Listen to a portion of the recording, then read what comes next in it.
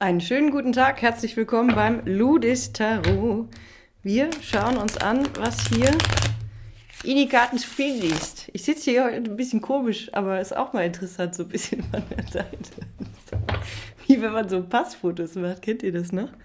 Wenn man Passfotos macht, dann schieben die einen so hin und her. Damals in der Schule oder so, oder für den Ausweis. Und dann muss man so komisch den Hals verrenken. Das mache ich jetzt auch. Top seriös hier, das Ganze. Ich schaue in die Tarotkarten, du guckst mit gesunder Skepsis, ob hier irgendwas für dich dabei ist. An Botschaft. Tut mir leid. Diese Stimme kommt manchmal raus. Es ist einerseits Verlegenheit und andererseits irgendwie so eine komische Intimität. Es macht halt Spaß, ein bisschen so zu reden. Okay. Wow, es geht schon los. Das Gericht. Also ich weiß nicht, ob ich die auch zensieren muss, die gegrauten Nackendice hier. Also das sind ja... Nee, das ist glaube ich okay. Ich guck mal. Das Gericht. Na komm. Schaden kann ich nicht. Scheiße, kann man die Karte wirklich kaum sehen. Okay. Kannst du dir im Interwebs angucken. Das Gericht.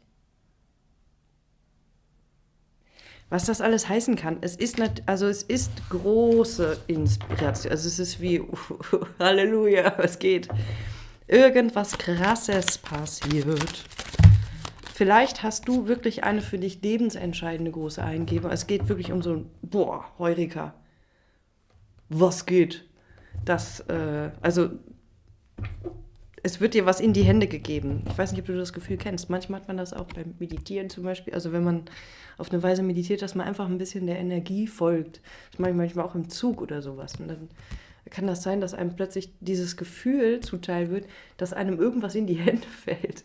Vielleicht irgendwie ein eigener Brocken vom Herzen oder ja, eine Idee, eine richtig krasse Idee oder also eine Erkenntnis oder halt wirklich ein Ereignis.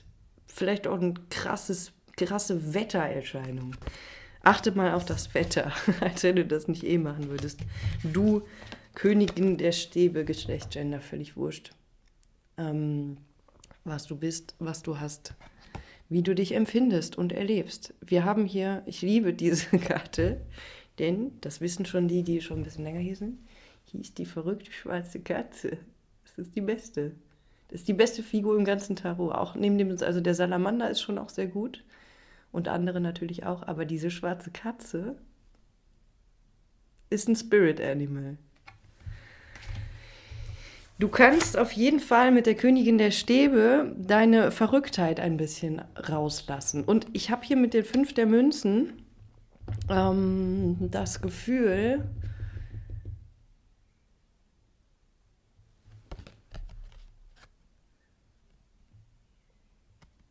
es ist wie ein bisschen Scheiß auf alles. Also irgendwas holt dich hier raus. Ass der Münzen, eine Gelegenheit, die kommen könnte. Aber es ist wie, du wartest nicht darauf. Also es ist wie, du zwingst die Umstände nicht geil zu sein, sondern du hast hier vielleicht, also es ist ein bisschen wie Lebensfreude trotz allem. Trotz allem. Es klingt so banal, aber es ist, glaube ich, eine der krassesten Sachen, die man sich vornehmen kann. So. Oder die halt irgendwie, ja, der Königin der Stäbe. Es ist wie, hier muss mir niemand alles recht machen, aber ich mache es mir recht. Also, oder ich werde eine gute Zeit haben und der Rest, also Dinge, die einem in die Quere kommen, Umstände, irgendwelche Menschen, die einen aufhalten mit irgendeinem Scheiß oder weiß ich was, die in die Parade fahren oder einfach scheiße sind. Manchmal sind Menschen einfach scheiße, das muss man einfach mal so sagen. Also man kann alles verstehen und analysieren und ja, wir sind ein großes Bewusstsein, das stimmt auch, aber das heißt nicht, dass manchmal Fragmente, und dazu zähle ich mich genauso und alle anderen Menschen haben das Potenzial dazu, zu jedem Zeitpunkt auch ein Arschlochfragment zu sein. Ist einfach so. Und man kann auch darüber sprechen, dass das scheiße ist. Auch, guck mal, das Ass der Münzen kommt nochmal raus. Direkt hier unter die 5 der Münzen. 3 der Stäbe. Vielleicht gibt es auch irgendetwas, das du längst schon machst, aber das bekommt nochmal einen anderen, das bekommt nochmal ein bisschen Dampf. Da kommt vielleicht auch Dampf aus der Trompete.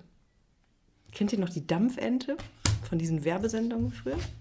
Ich habe früher ganz gerne als Kind diese total komisch mit so einem, ich glaube mit so einem österreichischen Akzent. Also es waren so amerikanische Dauerwerbesendungen, wo die so total abgefahrene Geräte vertickt haben und dann immer so in Farbe, das, wo die Sachen vorgestellt werden und zum Beispiel Dampfente, machst du die Dusche sauber, alles toll. Alles glänzt plötzlich wieder, was du halt, wie dann in so Sequenzen gezeigt wurde, immer, ich weiß gar nicht, gibt es sowas heute noch? Wenn man mit herkömmlichen Mitteln putzt zum Beispiel, dann schrubbt man sich tot und nichts passiert und alles ist schlimm. Und das wird dann immer in Schwarz-Weiß gezeigt, mit so einem wackeligen Bild und so dramatischer Musik und dann wieder in Farbe halt irgendwie, wenn man die Dampfente zeigt. Habe ich jetzt aus Versehen nicht bezahlte Werbung gemacht. Ich weiß nicht mal, ob es dieses Gerät überhaupt noch gibt, aber es ist mir im Kopf geblieben. Und was ich witzig fand, war eben diese Synchronisierung auf Deutsch. Also wie im deutschen Fernsehen waren halt diese, ich glaube, amerikanischen Sendungen dann halt mit so einem Wiener Akzent und mit so einem österreichischen Akzent, glaube ich, versehen. Das ist so hat man sich halt deutsche Sprache vorgestellt. Das ist so total geil. Aber mit der Königin der Stäbe ist es nicht nur Dampf, sondern irgendwas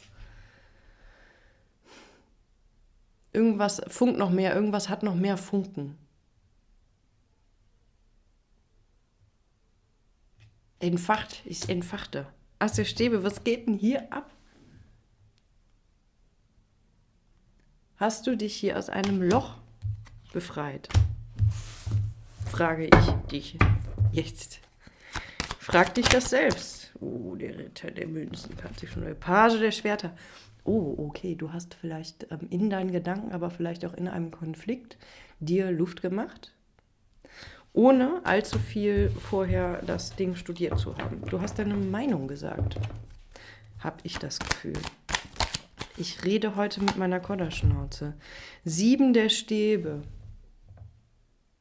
Hier gab es auf jeden Fall Gegenwehr.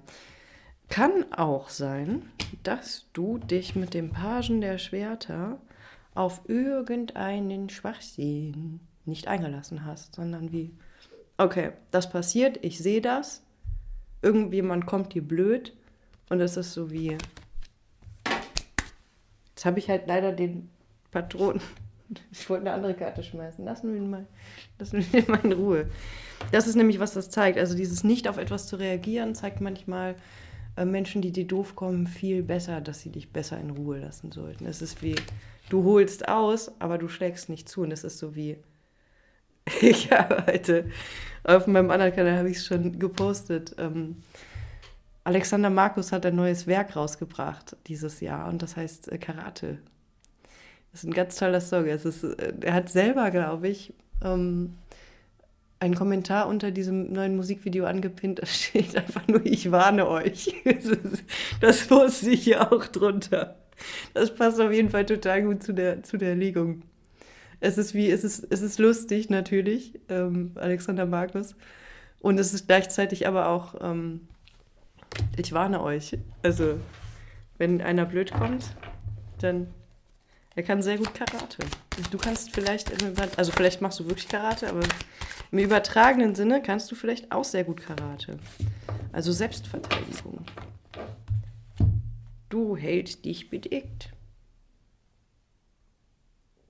Du schützt dich.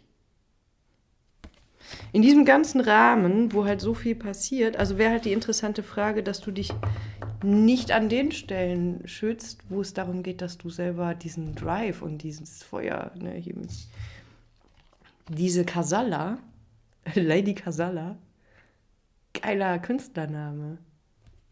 Gebe ich hiermit frei, Lady Casalla.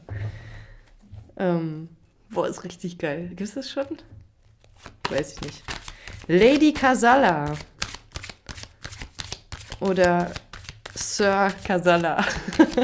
Oder so. dass du dich hier quasi nicht selbst ausbremst. Und mit dem Ritter der Kelche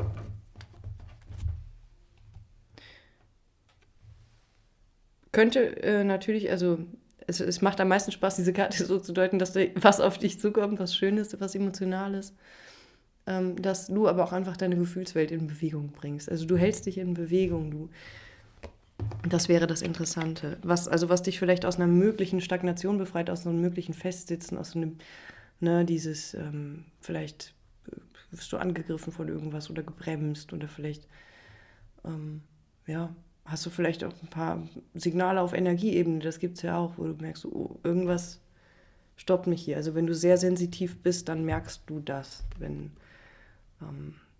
da Blockaden sind oder Barrieren sind, die vielleicht auch durch das Feld quasi zu dir hindurchgebracht werden. Da gibt es sehr viele verschiedene Phänomene, die man halt unterschiedlich deuten kann, aber ich habe das doch ein bisschen studieren können und würde sagen, doch, sowas gibt es.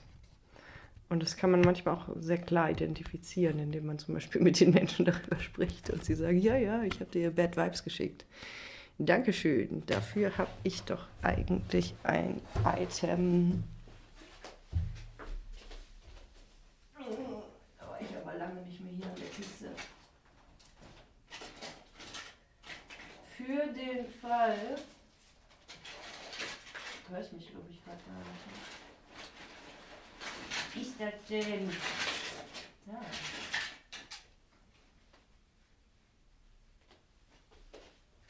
Für den Fall, dass es so richtig, also so richtige missgünstige Penner gibt. Also so Leute in deinem Leben, die draufglotzen, die dir wirklich doof kommen, die dir wirklich quer kommen. Also hier, ich verschreibe von Alexander Markus das neue Musikvideo Karate. Und wirklich diese Einstellung, die man sich häufig, glaube ich, nicht traut, wenn man so in diesem ganzen Ding drin ist, von ich darf keine negativen Gedanken haben und ich will mich nicht von innen vergiften lassen, von meinem eigenen Hass und sowas. Ich bin der Meinung nicht. Ich glaube, dass man auch in der Lage sein muss, den eigenen, manchmal infernalen Hass, diese Art von Feuer auch irgendwie zu spüren, um Umgang damit zu lernen, um es halt zu erleben, um es vielleicht auch zu transformieren und daraus Treibstoff zu machen für Sachen, die dir wirklich wichtig sind. Aber du bist, wenn du lernst, damit umzugehen und das auch körperlich zu halten und auch natürlich geistig, seelisch zu halten, dann kannst du damit tatsächlich auch arbeiten. Und ich empfehle da aber mit dem Körper anzufangen. Also, dass man das eben nicht gegen Menschen, nicht gegen Lebewesen, nicht gegen Sachen, die einem wichtig sind, aber dass du ein Gefühl für diese Hitze bekommst, körperlich. Kann total viel freisprengen. Also kann auch Räume in dir öffnen, die dann mehr zirkulieren lassen, wodurch mehr innerer Frieden entsteht. Also ich würde immer nicht empfehlen, zu sagen, ich muss sofort positiv denken und jeden Gedanken beiseite schieben, der irgendwie mit Wut zu tun hat oder auch mit Hass zu tun hat. Denn ganz im Ernst, also einerseits ist es so, dass wir hier alle durch Systeme gejagt werden. Jetzt kommt wieder ein bisschen viel Meinung, aber wen juckt's?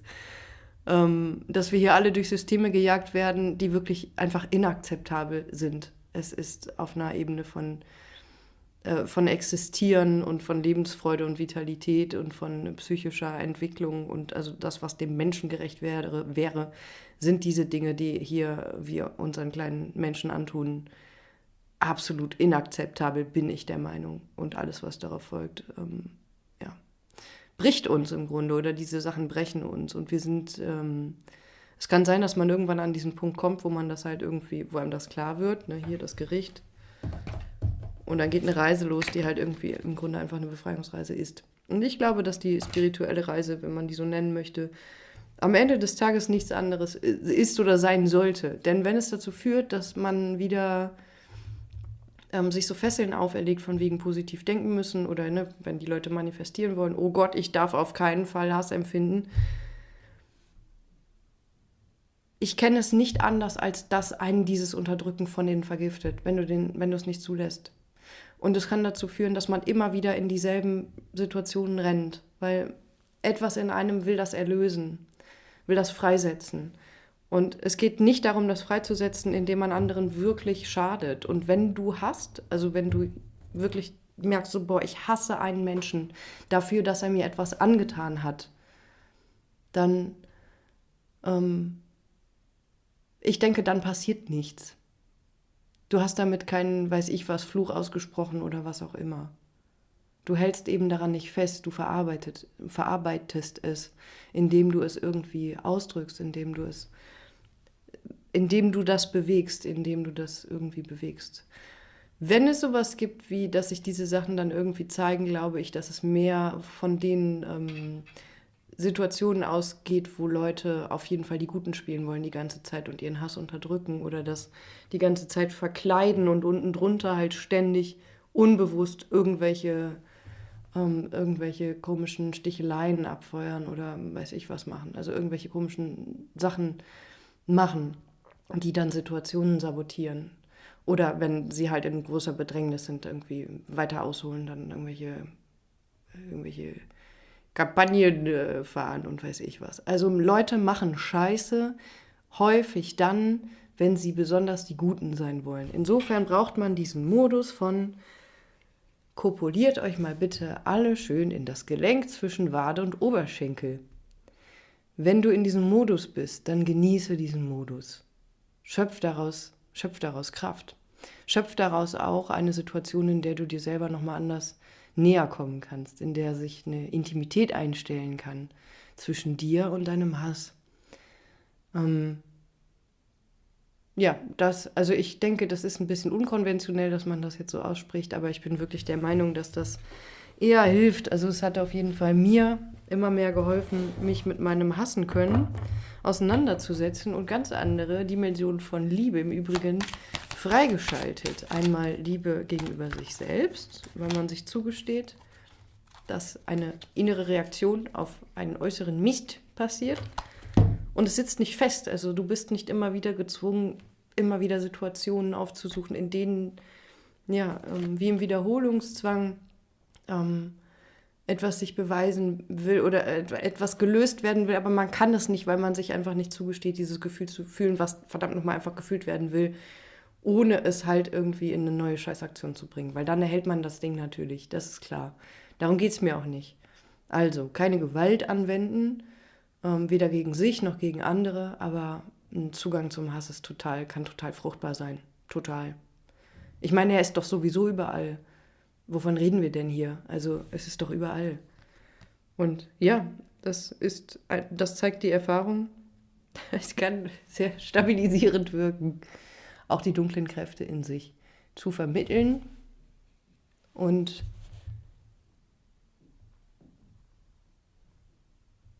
interessant. Also Stabilität entsteht durch den Kontrast. Stabilität entsteht dadurch, dass